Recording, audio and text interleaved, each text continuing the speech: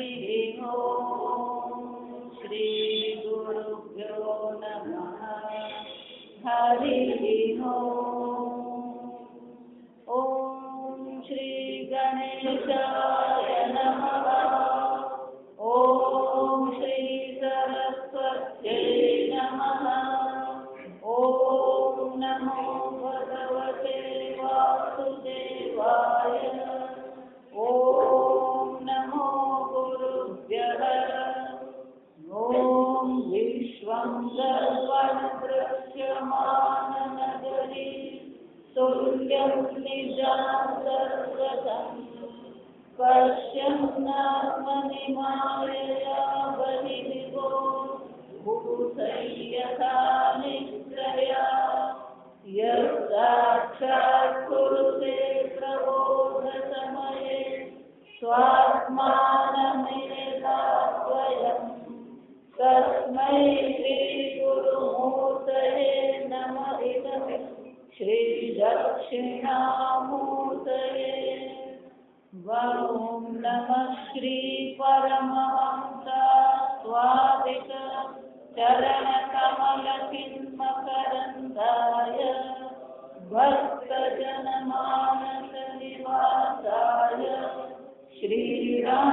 श्रीरामचन्द्राय वागीशायस्य वदने लक्ष्मीर्यस्य च वक्षति यस्यास्ते हृदये संवित् तं धृतिमहं भजे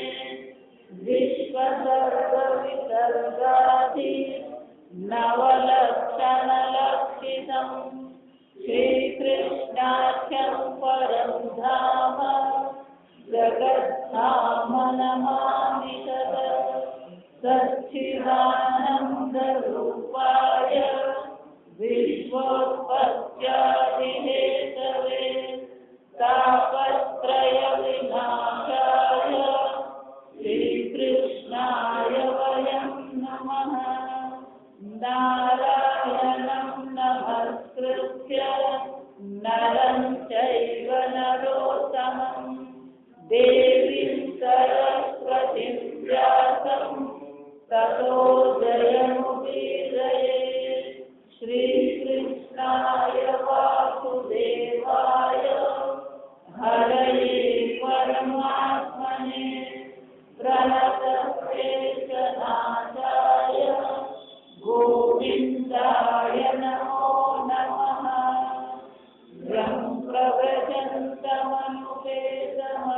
प्रव्रजन्तमनुपेतमपेतकृत्यं नैपायनो विरहकातरहायुहाव पुत्रेति तन्मयतया सर्वोऽभिनेदुः तं सर्वभूतहृदयं मुनिमानतोऽस्मि वर्हापीडं नटवरवपुः कर्णयो कर्णिकारम् विभ्रद्वाककनककपिशं वैजयन्तीं च मालां गन्धाम्रेणोरधरसुधया पूजयन्तोपवृन्दैः वृन्दारण्यं स्वपदरमणं प्राविशद्गीतकीर्तिः मनतो वृत्तयो न स्युः कृष्णपादाम्बुजाश्रयाः वाचो विधायिनीर्नाम्ना कायस्तत्प्रभवनादिषु कर्मभिर्भ्राम्यमाणानां यत्र क्वापीश्वरेच्छया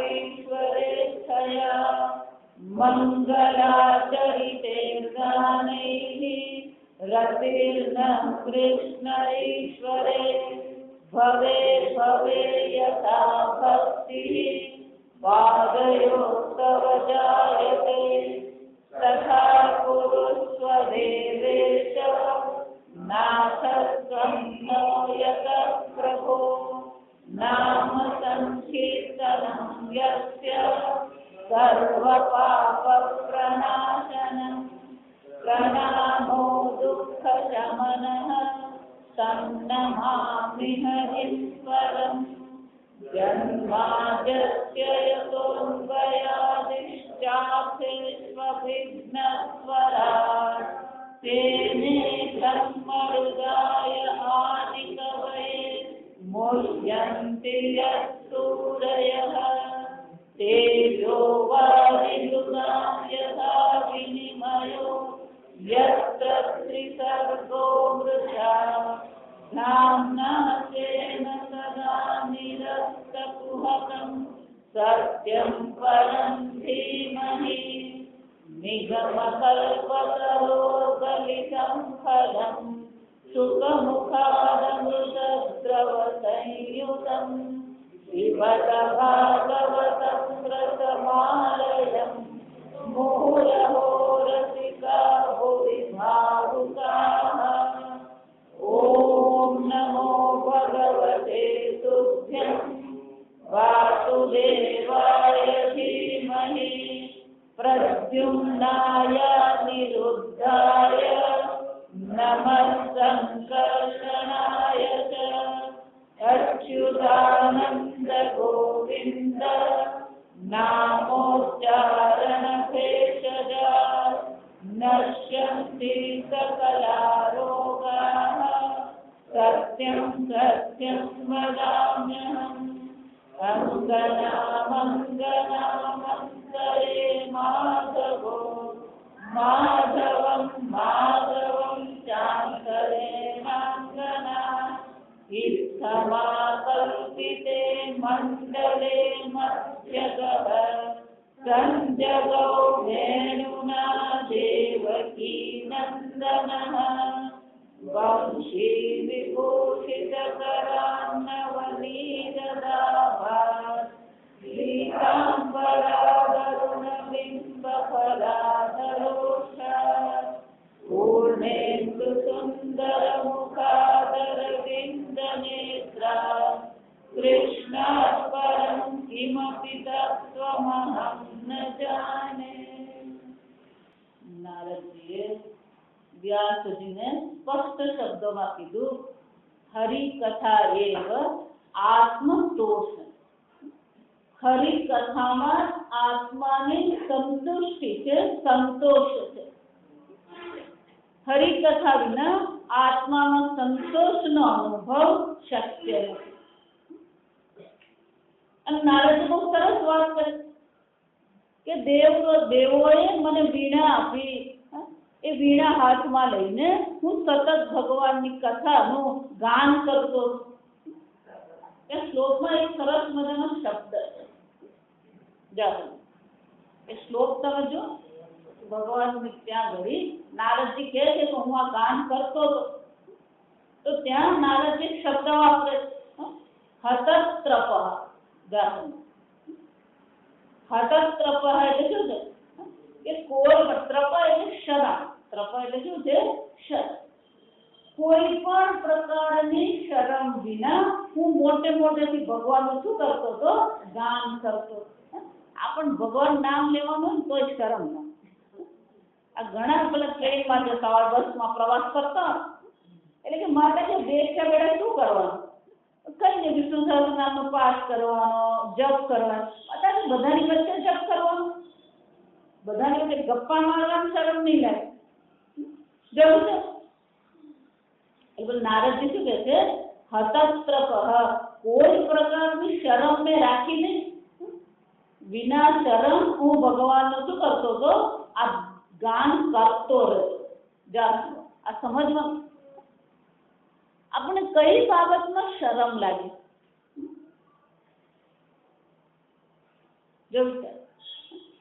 અને કઈ બાબતમાં શરમ રાખવી જોઈએ? એક મહાન પુરુષ બહુ સરસ વાત છે, કોઈ પણ એવું કર્મ કરવું જોઈએ નહીં જે જાહેર થતા આપણે શરમાવું પડે. જે કર્મ આપણું જાહેર થાય તો આપણને શું થાય? શરમ થાય. જોયું તો ભગવાનનું નામ જેવું કર્મ છે, એ કર્મ જાહેર થાય તો એમાં શરમ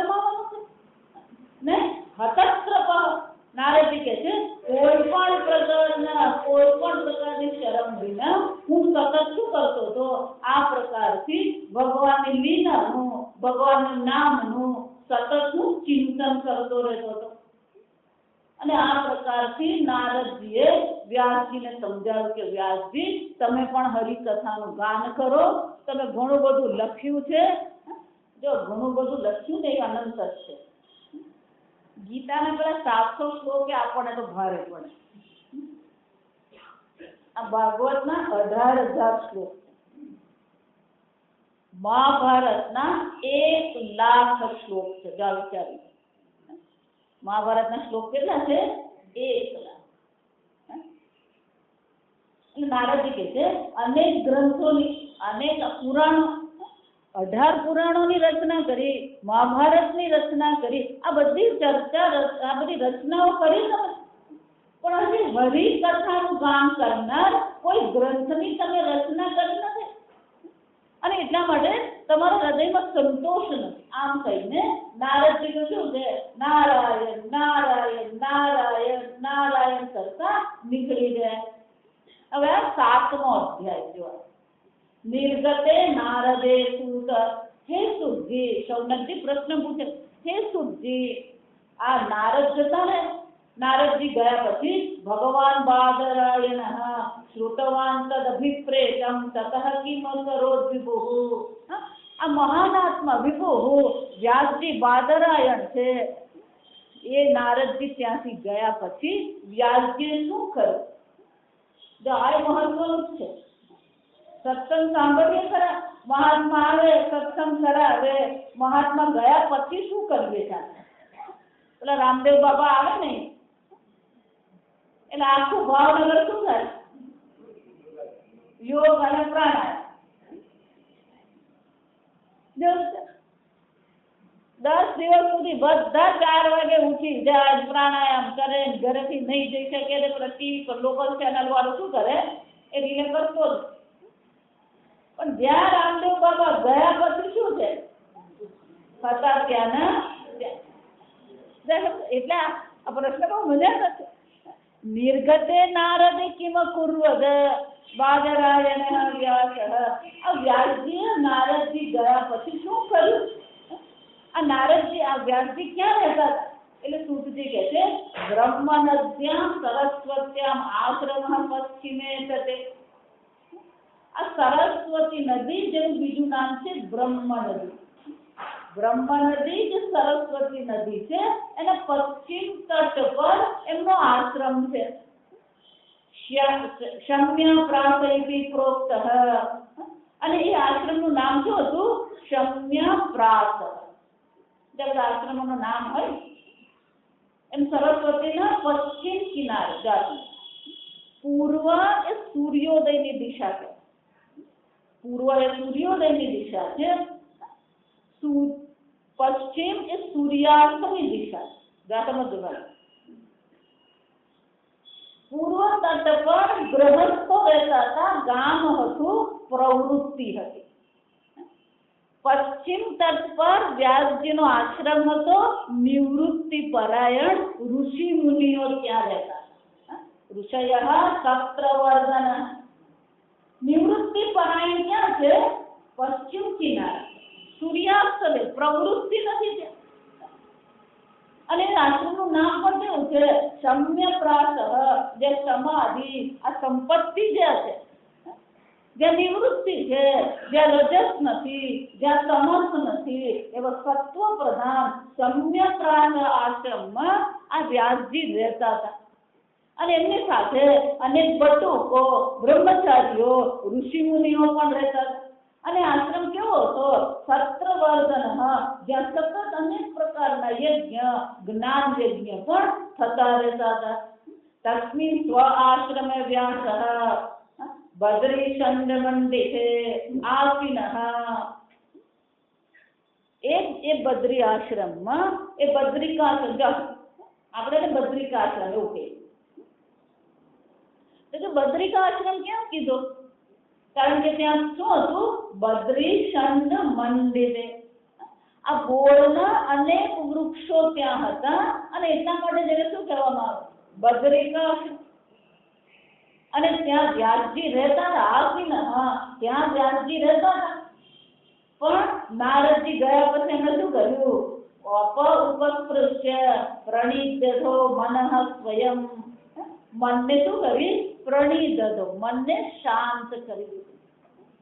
ચાલો, પહેલી વસ્તુ આ જ છે. આ મન તમારું શાંત છે કે નહીં? મન તમારું પ્રસન્ન, વારંવાર હું કહેતી રહું છું, તમારું મન શાંત છે કે અહીં સત્સંગમાં આવ્યા પછી આપણે વાતો જ કરતા હોય. જો આપણી વાત કરવાની બંધ થતી જ નથી, પૂરી જ નથી, બંધ થતી નથી. શું છે? પેલી પૂરી જ નહીં થાય. તે જાત જાતનું કહેવાનું બાકી જ હોય આપણામાં. પણ નારદજી ગયા પછી વ્યાસજી શું કર્યું? પ્રણિદધો મનઃ સ્વયં, પોતે જ અપહ ઉપસ્પૃશ્ય, નદી કિનારે ગયા, પાણી હાથમાં લીધું, સ્પર્શ કર્યો, પ્રોક્ષણ કર્યું અને મનને શું કરી દીધું? શાંત કરી દીધું. ભક્તિ યોગે મનસી સમ્યક પ્રણિધિતે અમલે અપશ્યત પુરુષમ પૂર્વમ. જ્યાં એમણે પોતાના મનને શાંત કર્યું, ભક્તિ યોગે મનસી, મનમાં શું કર્યું? ભક્તિ યોગ જ્યાં આગળ થયો, ભગવાનની ભક્તિ મનમાં આવી. એટલું જ નહીં, આ ભગવાનની ભક્તિ મનમાં કેમ આવી? પ્રણિધિતે અમલે મનસી. મન કેવું બની ગયું? પ્રણિધિતે, ભગવાનને શરણે ગયું, મન શાંત થઈ ગયું. અમલે, મન શુદ્ધ થઈ. જ્યાં સુધી તમારા મનમાં, તમારી વૃત્તિના ગર્ભમાં પરમાત્માનો પ્રવેશ થતો નથી, ત્યાં સુધી મન શાંત, અમલ બની શકતું નથી. ઈશ્વર મનમાં હોવો જોઈએ. ક્યારેય મનથી ઈશ્વર નથી. એટલે ભગવાન વારંવાર ગીતામાં મન મના ભવ મદ ભક્ત મદ ત્યાગી માન નમસ્કુરુ મદ કર્મ કૃત મદ પરમ મદ ભક્ત. કેમ ભગવાન વાર મયી એવ મનાધસ્વ મયી બુદ્ધિ નિવેશય. અનેક વાર ભગવાન કહેતા રહે કે જ્યાં સુધી તમારા મનના ગર્ભમાં ઈશ્વરનો પ્રવેશ થતો નથી, ત્યાં સુધી મનમાં શાંતિ અને મનમાં શુદ્ધિ શક્ય નથી. અને એટલે કે છે ભક્તિ યોગે ને. આ ભક્તિ યોગથી, ઈશ્વરની ભક્તિથી મન શાંત થઈ ગયું, એકાગ્ર થઈ ગયું. કાલે જોયું, આવરણ, મલ અને વિક્ષેપ, આ ત્રણ પ્રતિબંધક છે. અને જ્યાં સુધી વિક્ષેપ છે, જ્યાં સુધી મલ છે, ત્યાં સુધી આવરણ ભંગ થવું અશક્ય છે. પણ એ મળ અને વિક્ષેપની નિવૃત્તિ કેવી રીતે થશે? ભક્તિ યોગે મનસી સમ્યક પ્રણિધિતે અમલે. આ પ્રકારથી ભક્તિ યોગથી જ્યારે એમનું મન એકાગ્ર થઈ ગયું, શાંત થઈ ગયું, શુદ્ધ થઈ ગયું. સમ્યક એટલે સારી રીતે એકાગ્ર જ્યારે મન થઈ ગયું, ત્યારે એ મનમાં શું થયું? પૂર્વમ, પહેલા અપશ્યત પુરુષમ, પહેલા એમને એ મહાન પરમાત્માના મનમાં જ દર્શન થયા. પરમાત્મા મનમાં પ્રગટ થઈ ગયા. પૂર્વમ પુરુષમ માયા જગત અપાશ્રયમ. એ પરમાત્માના તો દર્શન થયા, પણ એ પરમાત્માની માયાના પણ એમને દર્શન થયા. આ પરમાત્માની માયા કેવી છે? યયા સંમોહિત જીવ. આ માયાથી જીવ શું થાય છે? મોહિત થયેલો છે. ચાલશે. માયા જે છે, અવિદ્યા અને માયા. જા સમજ. અવિદ્યા પોતાના આશ્રયને મોહિત કરે. અવિદ્યા બુદ્ધિમાં છે, તમારામાં છે, અને એ અવિદ્યા શું કરે છે? તમને આશ્રયને મોહિત કરનાર. પણ માયાનો આશ્રય જે છે કોણ છે? એ માયી પરમાત્મા છે. એ મોહિત થતો નથી. સમજ બરાબર. અવિદ્યાનો આશ્રય જે છે એ મોહિત થાય. જીવ સંમોહિત. પણ માયાનો આશ્રય ઈશ્વર છે. ઈશ્વર ક્યારેય મોહિત થતો. પણ માયાનો જે દ્રષ્ટા છે ને, જો વિચાર, એ બહુ સરસ લખે. માયાનો જે દ્રષ્ટા એટલે કે માયા જો વિષય વ્યામોહિકા માયા, તમે એને વિષય બનાવો છો. આ જગત તમે જોયું, આ જગત માયા છે, ત્રિગુણાત્મિકા છે. એભિહિ ગુણૈહિ, ગીતામાં પણ ભગવાન શું કહે છે? આ ત્રણ ત્રિભિહિ ગુણૈહિ, આ ત્રણ ગુણ વાળી માયા છે. મોહિતા, આ સંપૂર્ણ જગત શું થાય છે? મોહિત થઈ ગયું છે. જોયું, માયા આ સંપૂર્ણ જગતને શું કરે છે? મોહિત કરે. જોવા વાળા દ્રષ્ટાને શું કરે છે? મોહિત કરે. કેવી રીતે? કે જાદુગર જ્યારે જાદુ કરે તો જાદુગર જાદુનો આશ્રય છે એ મોહિત થતો નથી, પણ એ જાદુ જોવા વાળો જે દ્રષ્ટા છે એ શું થાય છે?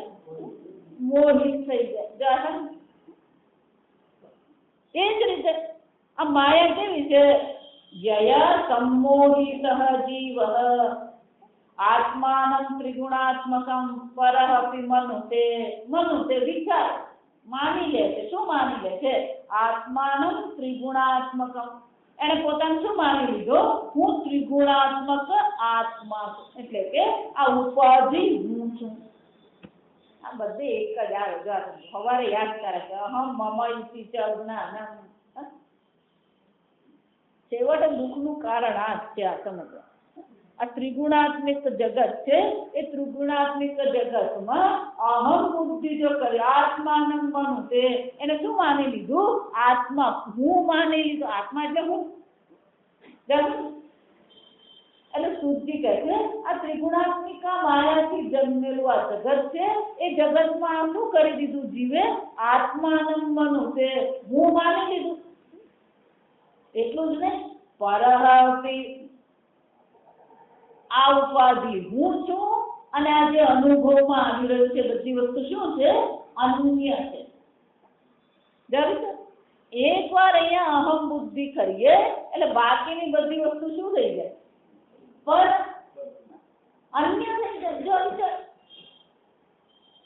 એને મારું તારું કહેવાય. એને શું કહેવાય આપણે ગુજરાતીમાં? આ મારું તારું શરૂ થાય. આ મારું ઘર, આ તારું ઘર. આ મારી ઉપાધિ, આ તારી ઉપાધિ.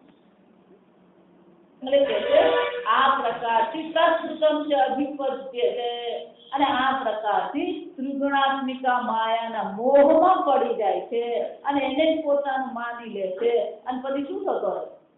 અનર્થ ઉપશમમ સાક્ષાત. અને પછી અનેક પ્રકાર અભિપદ્ય છે એ દુઃખી થતો રહે છે. અનેક પ્રકારના અનર્થોને એ આમંત્રણ આપે. આજે આ સમજો, આપણે હાથે કરીને જ બધા અનર્થને આમંત્રણ આપે. કોઈ દિવસ દુઃખ કહેતું નથી હું તને આવીને વળગું. જો આ સમજો, આપણે જ સામેથી બોલાવીએ. આપણને આદત પડી ગઈ હું કેવો દુઃખી. અને પછી બધી રામાયણ શરૂ કરે હું કેવો દુઃખી ને એ બતાવે. અને મહાત્મા જો એવું તો નહીં બોલે તો શું લાગે? આ મહાત્મા એ સમજતા નથી હું કેટલો દુઃખી છું.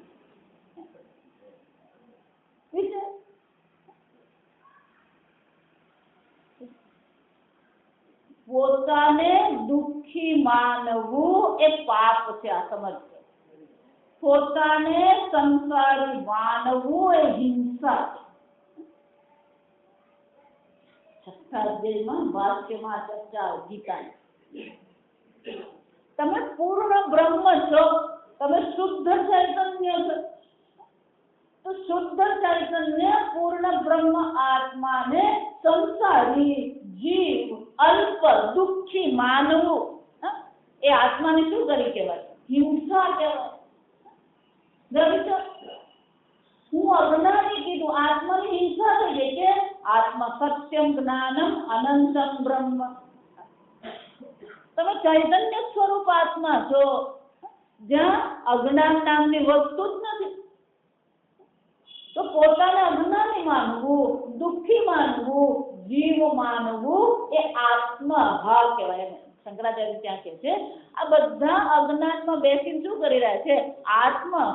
પોતાની હિંસા કરી રહ્યા, પોતાને દુઃખી કરી રહ્યા. અને આ અવિદ્યાને કારણે પોતાની હિંસા કરી રહ્યા છે, તો પછી એ હિંસામાંથી જન્મેલું બધું પણ શું હોવાનું? આત્માની હિંસા થઈ અને પછી આ સંપૂર્ણ જગત ઉત્પન્ન થયું અને આપણે ઈચ્છીએ છે આ જગતમાં સુખ હોય. વિચાર આગળ ભગવાન કહેવાના છે કે એકવાર મનુષ્ય શરીર મળ્યું અને પછી બહુમાન ભવાભિન્ન કરે સ આત્મા. જે મનુષ્ય આ મનુષ્ય શરીર મળ્યા પછી ભવસાગર પાર કરવાનો વિચાર કરતો નથી, ભવસાગર પાર કરવાનો પ્રયત્ન કરતો નથી, એ શું કરી રહ્યો છે? આત્મહત્યા કરે છે. આમ આ ત્રિગુણાત્મિકા માયા જે છે એ ભલભલાને એવી મોહિત કરી દે છે. તેજો વારી મૃદામ યથા વિનિમય. આગળ જોઈએ, જ્યાં પાણી છે ત્યાં સ્થળ દેખાય છે, જ્યાં સ્થળ છે ત્યાં પાણી દેખાય છે, જ્યાં પ્રકાશ છે એ પ્રકાશમાં જ એને પાણીના દર્શન કર્યા. જે છે એ દેખાતું નથી અને જે નથી એને શું માની લીધું? છે માની લીધું. અને એટલે શુદ્ધિ કહે છે આ પ્રકારથી આ જીવ મોહિત થઈ જાય છે માયાને કારણે અને પછી પોતાને અનેક અનર્થોમાં નાખતો જ રહે છે, અભિપત્ય પડતો જ રહે છે. કઠોપનિષદમાં નારદજી આ જ કહે અરે કઠોપનિષદમાં યમરાજાએ આ જ ચર્ચા પુનઃ વશમાપદ્યતે મેં. આ જીવ અવિદ્યામાં બેઠો છે અને પછી શું કરતો રહે છે? ફરી ફરી મારા વશમાં આવતો રહે છે. મૃત્યુ મૃત્યુમાં આપનોતી યૈહ નાના એવ પશ્યતિ. આજે અનેકતાના દર્શન કરે છે, આ માયામાં પડેલો છે, મોહિત થયો છે, એની હાલત શું થાય છે? મૃત્યુથી મૃત્યુની એને પ્રાપ્તિ થતી રહે છે. મરા જતા તો સમસ્યા કીધી, કોઈ ઉપાય છે કે નહીં? આ સમસ્યાનું તમે ચર્ચા ઘણી કરી નાખી. એટલે શુદ્ધિ સ્વયં કે છે એનો ઉપાય સરસ છે. અનર્થ ઉપશમમ સાક્ષાત ભક્તિ યોગમ અધોક્ષજે.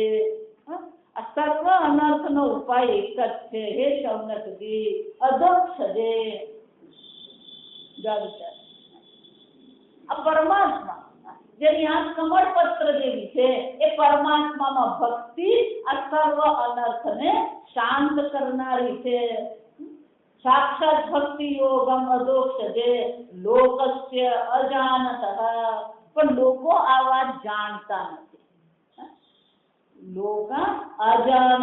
લોકો આ વાત જાણતા જ નથી કે આ ભક્તિ પરમાત્માની એ ચતુર્ભુજ નારાયણ એ શ્યામ સુંદર પરમાત્માના ચિંતનથી ભક્તિથી સર્વ અનર્થો શાંત થઈ જશે. અને નથી જાણતા એટલા માટે વ્યાસજીએ શું કર્યું? વિદ્વાંસ ચક્રે શાશ્વત સંહિતા.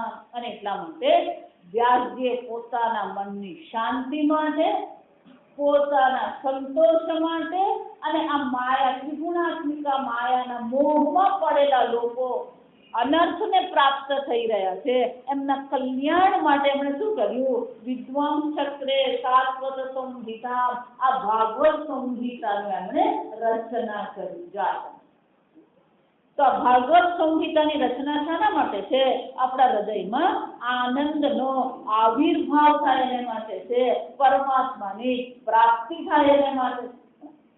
પણ આ ભાગવત 1000 શ્લોક છે. આ ક્યારે ભણી રહીએ? આ ગીતાના 700 શ્લોક એ માંડ પતી રહે. આ 18,000 શ્લોક એટલું જ નહીં. ભાગવતે વિદુષાનામ કસોટી. આ ભાગવત તો જરા અઘરું છે. ભલા વિદ્વાનોની અહીંયા શું થઈ જાય? કસોટી થઈ જાય. ગમે એવો સંસ્કૃતનો પંડિત હોય, આ ભાગવતના શ્લોક અમે ક્યારે ભણી રહીએ? એટલે શુદ્ધિ કે છે એ ભણવાની જરૂર નથી. કેમ? યસ્યામ ગઈ આ સંહિતા કેવી છે? यस्यां वै श्रूयमाणायां कृष्णे परम पुरुषे भक्ति उत्पद्यते જેના શ્રવણ માત્રથી કૃષ્ણ ભગવાન જે પરમ પુરુષ પરમાત્મા શ્રી કૃષ્ણ છે એમને માટે ભક્તિ ઉત્પન્ન થઈ છે. ભાગવતનું શ્રવણ કરીએ પરમાત્મામાં ભક્તિ અવશ્ય ઉત્પન્ન થાય છે. અને આ ભગવાનની ભક્તિ કેવી છે? પુંસઃ શોક મોહ ભય અપહ. અને આ ભગવાનની ભક્તિ કેવી છે? મનુષ્યના હૃદયમાં જે શોક રહેલો છે, મોહ રહેલો છે, ભય રહ્યો છે એ સર્વની નિવૃત્તિ કરનાર છે. અને આમ સુજી કહે છે કે હે શૌનકજી, વ્યાસજીએ ભાગવત સંહિતાની રચના કરી અને એ રચના દ્વારા એમને પોતાનું તો કલ્યાણ કર્યું પણ સર્વ લોકનું પણ કલ્યાણ કર્યું. લોકો અનર્થમાં પડેલા છે એ અનર્થમાંથી ઉપર ઉઠાવવા માટે એમણે આ ભાગવત સંહિતાની રચના કરી. એ સંહિતાની રચનાથી એનું શ્રવણ કરવા માત્રથી લોકોના શોક અને મોહની નિવૃત્તિ થઈ જાય છે. કોઈ પ્રકારનો ભય પણ એમને પછી રહેતો નથી. જો આને સાધુ કહેવાય. જે પોતાની વ્યવસ્થા કરે ને ગ્રહસ્થ કહેવાય. જાતે એ પોતાનો સાચવીને બેસે ને એ સંસાર છે. સાધુ કોને કહેવાય? પરામ કાર્યમ સાધનોતિ ઇતિ સાધુ.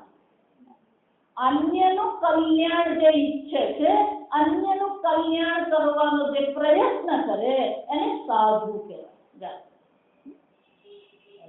સાધનોથી ઇતિ સાધુ.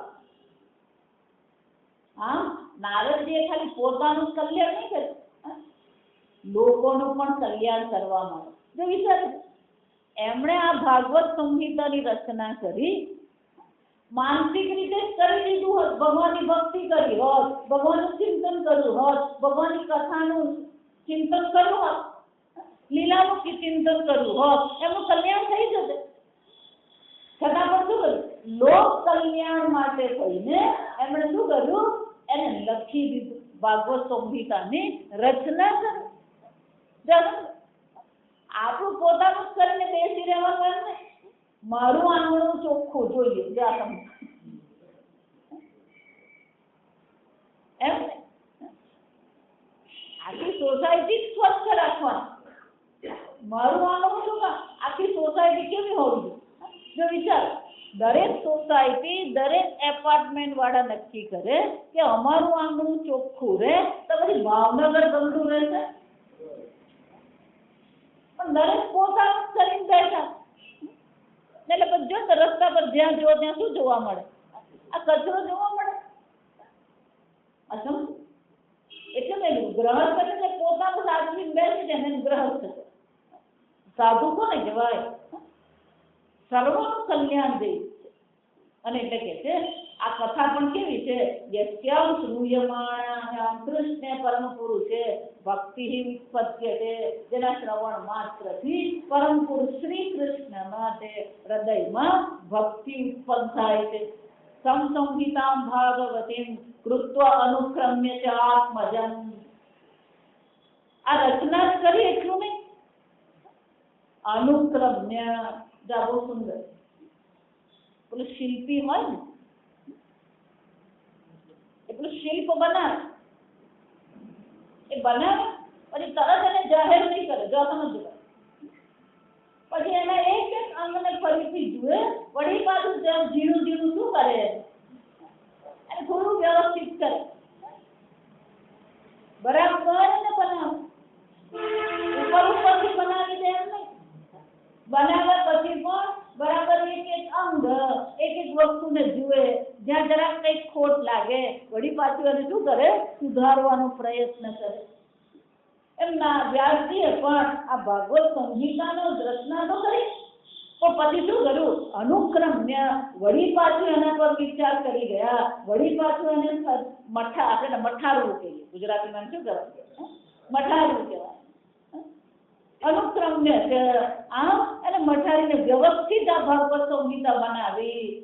પણ બનાવીને પછી ઘરમાં પોટલું બાંધી મૂકી રાખે ચાલે? આત્મજમ સુખમ અધ્યાપયામાસ. એમણે શું કર્યું? પોતાના પુત્ર આત્મજમ એટલે કે પોતાના પુત્ર સુખદેવજીને એમણે આ ભાગવત કથાનું અધ્યયન કરાવ્યું. જાણે પરંપરા એવં પરંપરા પ્રાપ્ત. જો વિચાર, આ ભાગવતની જે પરંપરા છે, અંતર્યામી, જો સમજ બરાબર, અંતર્યામી નારાયણ જે સત્વ જે છે, શુદ્ધ ચૈતન્ય સત્વ અંતર્યામી નારાયણ છે. એ અંતર્યામી જે સત્વ શુદ્ધ નારાયણ છે એમાંથી ચતુર્મુખ બ્રહ્માજીની ઉત્પત્તિ થઈ. ચતુર્મુખ બ્રહ્માજી એ અંતઃકરણ, અંતર્યામી નારાયણ આત્મા છે. એમાંથી શાની ઉત્પત્તિ થઈ? પદ્મનાભ. ભગવાનનું નામ શું પડ્યું? પદ્મનાભ. ભગવાનના નાભીમાંથી પદ્મ ઉત્પન્ન થયું. એ પદ્મમાં બ્રહ્માજી પ્રગટ થયા. એ બ્રહ્માજી ચતુર્મુખ છે, એટલે કે એમના ચતુર્થ એટલે કે અંતઃકરણ ચતુર્થય છે. આમ એ શુદ્ધ સત્વ ચૈતન્ય જે છે એનો આવિર્ભાવ ક્યાં થયો? તો કે છે આ ચતુર્મુખ બ્રહ્માજીમાં અંતઃકરણમાં છે. એ અંતઃકરણમાંથી નારદ રૂપી મનમાં, નારદજી બ્રહ્માજીના માનસ પુત્ર છે. તો અંતઃકરણમાંથી એ આવિર્ભાવ ક્યાં થયો? નારદજીમાં. નારદજી આ ભાગવતની ઉપદેશ કોને કર્યો? વ્યાસજીને.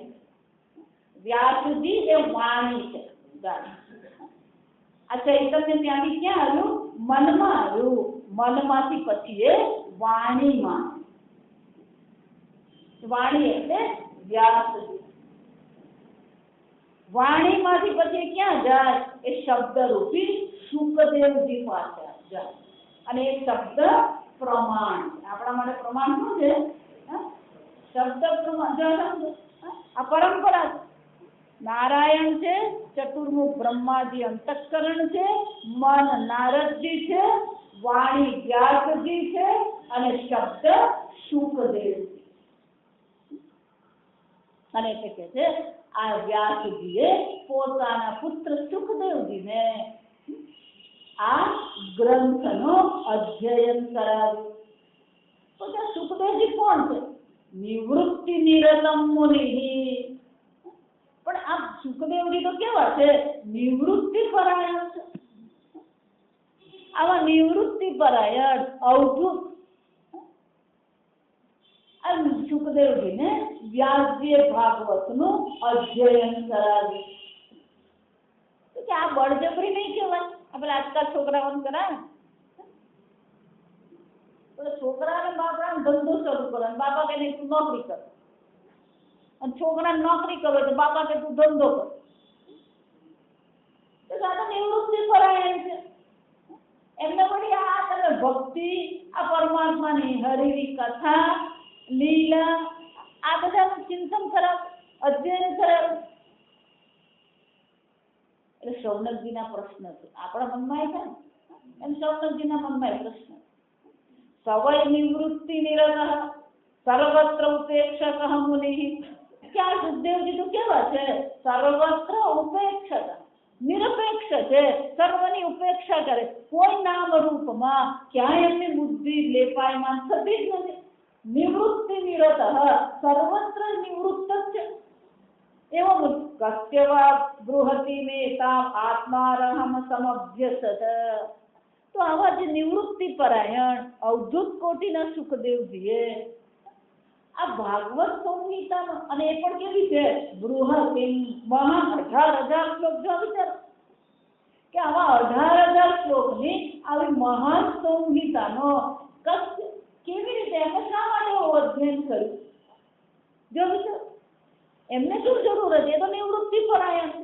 એમને કોઈ પણ પ્રકારે આ ભાગવત સંહિતાના અધ્યયનની આવશ્યકતા હતી જ નહીં. આપણે આવું જ વિચારીએ. આ જ્ઞાની આવું બધું શું કામ કરે? સૌનકજીનો પ્રશ્ન એટલે આપણા જ પ્રશ્ન સમજો. એટલે સૌનકજી કહે છે આ આત્મારામ જે પરમ જે આત્મારામ નથી એમની પાસે કપડા, નથી એમની પાસે ઘર, નથી એમની પાસે ભોજન, अपरिग्रह निरपेक्ष अनिकेत आत्माराम मुनि आवा सुखदेवजी महात्मा છે એ સુખદેવજીને અધ્યયન કરાવ્યું તમે કહો છો તો શા માટે એમણે આવું અધ્યયન કર્યું? એમને શું અધ્યયન કરવાની જરૂર પડી? કોઈ પણ પ્રકારે એ તો પોતાની મસ્તીમાં જ હતા. આપણે જોઈ ત્યાં આગળ મંગલાચરણ પુત્રે તન્મયતયા સર્વોભિનેદુઃ જન્મ થયો એટલે શું કર્યું? નીકળી પડે. વ્યાસજી એમની પાછળ પુત્ર પુત્ર કરતા દોડતા હતા અને એ તો પોતાની આત્મારામ એ તો પોતાની મસ્તીમાં જ હતા. એટલે એમને બદલે કોણે જવાબ આપ્યો? તરવ. આ વૃક્ષોએ ઉત્તર આપ્યો. અને એ પરમાત્મા કે કોણ છે? સર્વભૂત હૃદયમ. કે આવા સર્વભૂતોના હૃદયમાં નિવાસ કરનાર આત્મ સ્વરૂપ આત્મારામ સુખદેવજીએ શા માટે આ અધ્યયન કર્યું? એવું તો શું જરૂર પડી કે એમણે અધ્યયન કર્યું? એટલે સુખજી બહુ સુંદર જવાબ આપ્યો કે તમારી વાત તો સાચી છે, આત્મારામ રામા મુનય. પણ કે સુખજી કહે છે આ ભાગવત સંહિતાની વિશેષતા આ છે. ભાગવત સંહિતા એ ચતુર્થ પુરુષાર્થની સિદ્ધિ માટે. ભાગવત સંહિતા કેવું છે? ચતુર્થ પુરુષાર્થની સિદ્ધિ કરાવનાર. અને એમાં પણ સુખજી કહે છે જે મુનિઓ આત્મારામ જે મુનિઓ છે અને મુનિઓ કેવા છે? નિર્ગ્રંથા.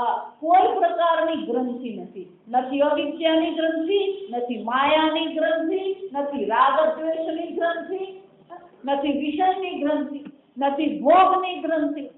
આવા નિર્ગ્રંથ જે મુનિઓ જે છે જે આત્મારામ છે. પણ એ પણ શું કરે છે? આ પરમાત્માનું સ્વરૂપ જ એવું છે, આ પરમાત્માની લીલા એવી છે, આ પરમાત્માનું નામ એવું છે, આ પરમાત્માનું સૌંદર્ય એવું છે કે આવા આત્મારામ નિર્ગ્રંથ મહાત્માઓ પણ શું કરે છે? ગુરુક્રમે કુર્વંતી અહૈતુકમ ભક્તિમ. એ પણ શું કરે છે? અહૈતુકમ ભક્તિમ. એમને તો કોઈ હેતુ છે ને. સત્ય કાર્યમ ન વિદ્યતે. ભગવાન શું કહે? આવા જ્ઞાની પુરુષોને તો કોઈ કાર્ય નથી, એમના જીવનમાં કોઈ હેતુ છે ને. અને છતાં પણ શું કરે છે? અહૈતુકી ભક્તિ કુર્વંતી. આ મુનિઓ આ પરમાત્માની અહૈતુકી ભક્તિ અવશ્ય કરે છે. કેમ? ઇત્થમ ભૂત ગણો હરિ. આ હરિને ગુણ જ એવા છે. ઇત્થમ ભૂત એટલે કે આ ભગવાનના ગુણ, ભગવાનની લીલા, ભગવાનનું સૌંદર્ય એવું છે કે ભલભલા મુનિઓ પણ એની પાછળ મોહિત થઈ જાય છે અને એ લોકો પણ આ ભાગવતની કથાનું શ્રવણ કરે છે, ભાગવતની કથાનું પાન કરતા રહે છે. આમ આ પરમાત્માના ગુણ એવા. આ જગતના નામ, જગતનું રૂપ, જગતના ગુણ અને પેલાની આની આ કથામાંથી જ આપણે ઊંચા નથી આવતા. પણ હવે શું કરવાનું? આ પરમાત્માનું નામ લઈએ, પરમાત્માના રૂપનું દર્શન કરીએ. આ ભગવાનનું રૂપ જ એવું છે. આ વ્યાસજીએ પણ એમને અધ્યયન કરાવ્યું.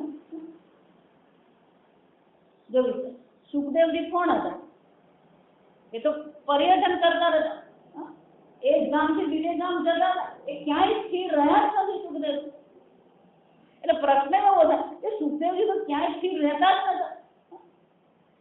ગાય દોહનના સમય પૂરતું જતો રહેતા હતા. તો પછી આ વ્યાસજીએ એમને આ 18,000 શ્લોકને ભાગવત સંહિતાનું અધ્યયન કરાવ્યું ક્યાં? અને એ ત્યાં બેઠા ખરા? એ તો પરિવ્રાજક હતા, ફરતા રહેતા હતા. એટલે કહેવાય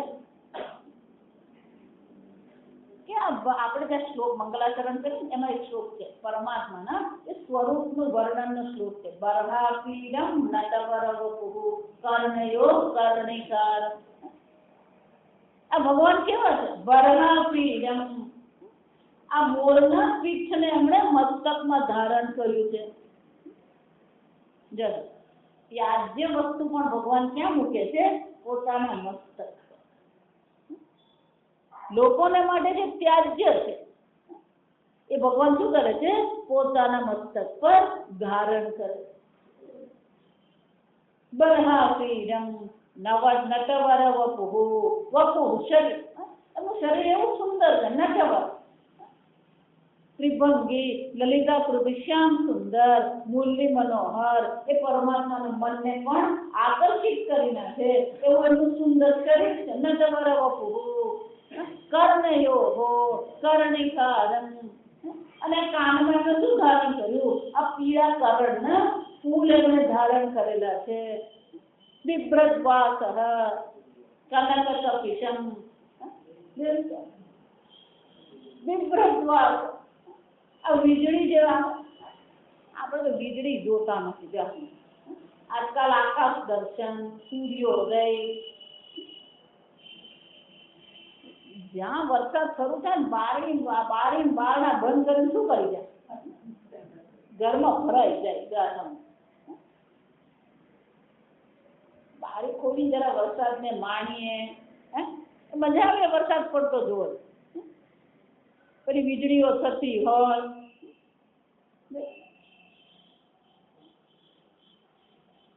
એ વીજળી વિભ્રદ્વાસ, એ વીજળી જે કડાકો છે જયારે એ વીજળીનો જેવો પેલો પીળો રંગ છે, એનું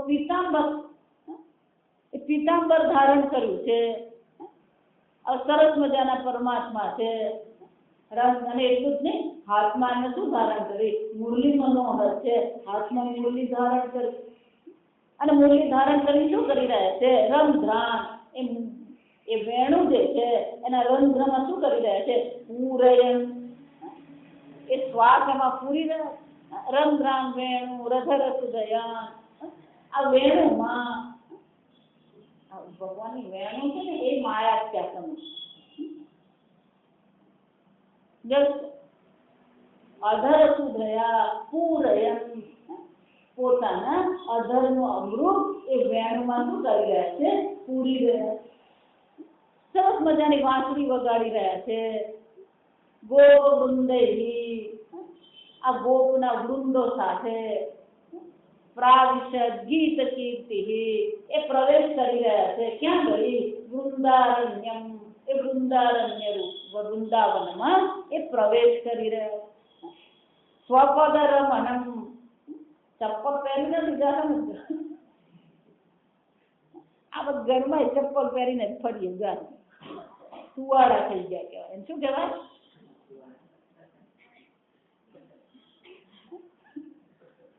ભગવાન શું કરે? સ્વપદ રમણ, ભગવાનના કોમળ કોમળ પદ, ભગવાનના ચરણારવિંદ, કોમળ ફૂલની પાંખડી જેવા એ કોમળ ભગવાનના પગ, એ પગથી શું કરી રહ્યા? સ્વપદ રમણમ. આજે તો પેલો ઘરમાંથી પેલો આઈસ્ક્રીમ લેવા તો સ્કૂટર પર જાય. જો આ સમજ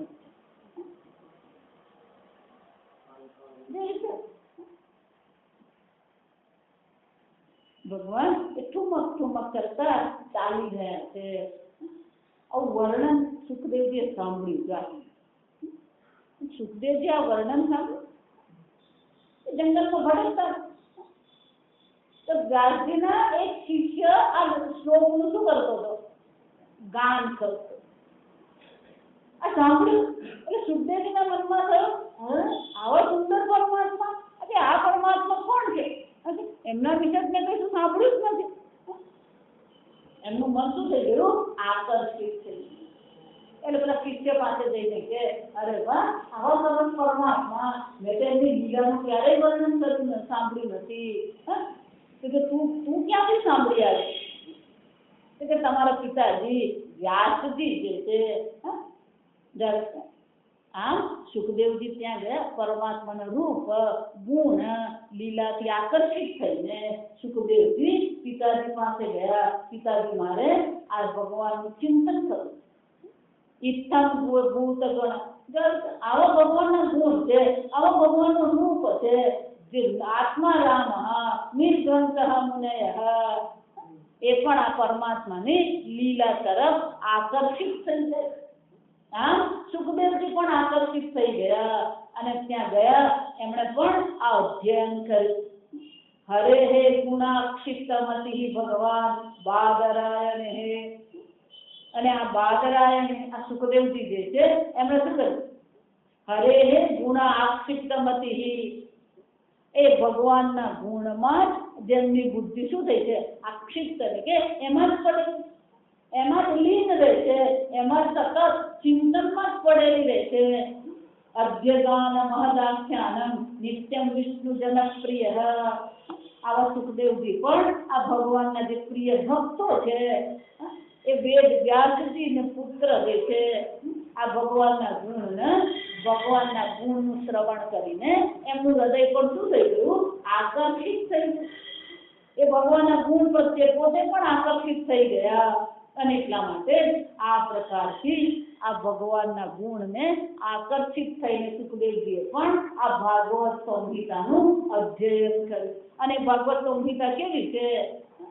શોક મોહ ભય અપહ, શોક મોહનો નાશ કરનારી છે.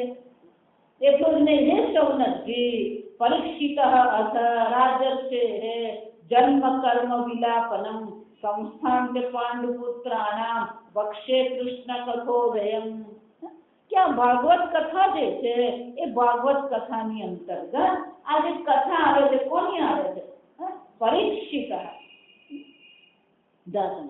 પરીક્ષિતનો જન્મ કેવી રીતે થયો, પરીક્ષિતના કર્મ કેવા હતા, પરીક્ષિતનો મોક્ષ કેવી રીતે થયો. પરીક્ષિતનો જન્મ કર્મ વિલાપન, વિલાપન એટલે મોક્ષ.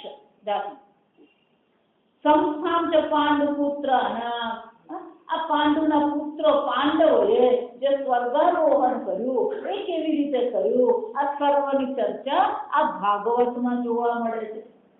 પણ કે હમણાં તો તમે કીધું કે ભગવાનની લીલા, ભગવાનનું નામ, ભગવાનની કથામાં આનંદ છે, એમાં વળી આ પરીક્ષિત વચ્ચે ક્યાંથી આવી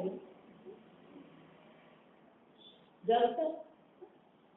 અમારે બધે લીલા સાંભળવી છે, કોની સાંભળવી છે? આ ભગવાનની લીલા સાંભળવી, આ ભગવાનના ગુણનું ચિંતન કરવું છે, ભગવાનના રૂપનું ચિંતન કરવું છે. એમાં તમે આ પરીક્ષિત વચ્ચે ક્યાંથી લાવી દીધા? કે પરીક્ષિત વિના એ શક્ય નથી. કેમ? કૃષ્ણ કથોદયમ, આ ભગવાનની કથાનો ઉદય ક્યાંથી થાય છે? આ પરીક્ષિતથી જ થાય. ભગવાનની કથાનો ઉદય આ પરીક્ષિતથી જ થશે. અને એટલા માટે આ પરીક્ષિતની કથા હું તમને કહીશ તો પરીક્ષિતની કથામાં આ શ્રી કૃષ્ણની કથા આપોઆપ આવી જ જવાની છે. અને એટલા માટે હે સૂતજી, આ પરીક્ષિતની કથા હું તમને કરીશ, પણ પરીક્ષિતની કથા નથી. ખરેખર કથા કોની છે? શ્રી કૃષ્ણની કથા છે. પરીક્ષિત પેલું કેળું લાવી તેની સાથે છાલ આવે, જો આ સમજ, તરબૂચ લાગે ને તેની સાથે છાલ આવે. એમ પરીક્ષિતની કથા ઉપરની છાલ છે, પણ અંદર તો શું છે? પેલું મીઠું કેળું જ છે. અને એ બુદ્ધિ શું કહે છે? આ કૃષ્ણ કથાનો ઉદય ક્યાંથી થાય? પરીક્ષિતથી જ થાય. અને એટલા માટે હવે હું તમને આ પરીક્ષિતના જન્મની, પરીક્ષિતના કર્મની, પરીક્ષિતને મોક્ષ કેમ મળ્યો એની ચર્ચા હું કરીશ. એની અંતર્ગત આ ભગવાનની કથા પણ અવશ્ય આવી જશે. આમ હવે સૂતજી કોનો પ્રારંભ કરે છે? આ પરીક્ષિતની કથા. જાણો, આગળ આપણે ચર્ચા કરી ગયા છે. આ પ્રથમ સ્કંદ અને અધિકારી સ્કંદ કહેવામાં. પરમાત્માની ભક્તિ, પરમાત્માનું ચિંતન, એના માટે કોણ અધિકારી છે? ભક્તિ માટે કોણ અધિકારી છે? એનું નિરૂપણ ક્યાં કરવામાં આવ્યું છે? આ પ્રથમ સ્કંધમાં. અને એટલા માટે અધિકારી કેમ તો કે અધિકારી કેવો હોય એ જો આપણને ખબર પડે તો આપણે પણ આપણા હૃદયનું એ પ્રકારથી નિર્માણ કરીએ, આપણે પણ આપણા જીવનનું એ પ્રકારથી નિર્માણ કરીએ જેથી આપણા હૃદયમાં પણ શ્રી કૃષ્ણ પ્રત્યે એ ભક્તિનો ઉદય અવશ્ય થાય. અને એટલા માટે આ અધિકારી પરીક્ષિતનું અધિકારીત્વ શ્રેષ્ઠ છે. વેદાંતમાં આપણે ભણીએ કે 3 પ્રકારના અધિકારીઓ હોય, એક ઉત્તમ અધિકારી, એક મધ્યમ અધિકારી અને એક કનિષ્ઠ. પરીક્ષિત કોણ છે? મોક્ષ માટે ઉત્તમ અધિકારી. કેમ? 7 દિવસ ભાગવતનું અંશન એને શ્રવણ કર્યું અને એને શું થયું? બ્રહ્મ જ્ઞાન થયું. 7 દિવસમાં જેને બ્રહ્મ જ્ઞાન થયું એ પરીક્ષિત અધિકારી. મુખ્ય વક્તા અને શ્રોતા સુખદેવજી અને પરીક્ષિત છે. તો પરીક્ષિતની કથાનું આપણે શ્રવણ કરીશું તો આપણને ખબર પડશે કે આપણું હૃદય પણ કેવું હોવું, આપણે પણ આપણા હૃદયનું નિર્માણ કેવી રીતે કરીએ, આપણા મનને શાંત કેવી રીતે કરીએ, આપણા મનમાં એ શ્રી કૃષ્ણનો પ્રવેશ કેમ કરાવીએ. તો પરીક્ષિત નામનો અર્થ જ આ થાય. પરીક્ષિતના જન્મની ચર્ચા આવશે ત્યારે વિસ્તારથી જોઈશું કે અશ્વત્થામાએ પેલો બ્રહ્માસ્ત્ર છોડ્યું અને ઉત્તરાના ગર્ભમાં આ પરીક્ષિત જે હતા એને આ બ્રહ્માસ્ત્ર લાગ્યું. ઉત્તરાએ બીજા કોઈને યાદ કર્યા નહીં. શું કરવા મળ્યું? હે કૃષ્ણ, હે જનાર્દન, હે મુરારી. ભગવાનનું શ્રવણ કર્યું, ભગવાન ત્યાં ગયા, ભગવાન સીધા ગર્ભમાં પ્રવેશીને શું કર્યું? એમની ગદાથી એમણે આ બ્રહ્માસ્ત્રથી પરીક્ષિતની રક્ષા કરી. આ પરીક્ષિતે ગર્ભમાં શ્રી કૃષ્ણના પીતાંબરધારી ગદાધારી શ્રી કૃષ્ણના દર્શન કર્યા. આ પરીક્ષિત જાણી છે. આપણે 70 વર્ષે દર્શન નથી કરતા. 70 વર્ષે આ સંસારની કથામાંથી આપણું મન છૂટતું નથી. ગર્ભમાં જ શ્રી કૃષ્ણના દર્શન છે અને જ્યાં ગર્ભમાંથી બહાર નીકળ્યો ચારે બાજુએ જોવા માંડ્યો, દરેક વસ્તુની એક કસોટી કરતા હતા. આ શ્રી કૃષ્ણ છે જેના મેં ગર્ભમાં દર્શન કર્યા એ પુરુષ ક્યાં છે? આમ સતત દરેક વસ્તુની એ પરીક્ષા કરતા હતા અને એટલા માટે તેમનું નામ શું પડી ગયું? પરીક્ષિત. આ પરીક્ષિત છે જે સર્વમાં શ્રી કૃષ્ણ શ્યામ સુંદર પીતાંબરધારીને શોધતા હતા. આપણે કોને શોધીએ? માતાજી આજે છોકરો મોડો આવે ને તો તમે વાત જવા દો તો ઊંચા નીચા થઈ પણ તારા હૃદયમાંથી ભગવાન આવ્યા ને ઊંચો નીચો થયો.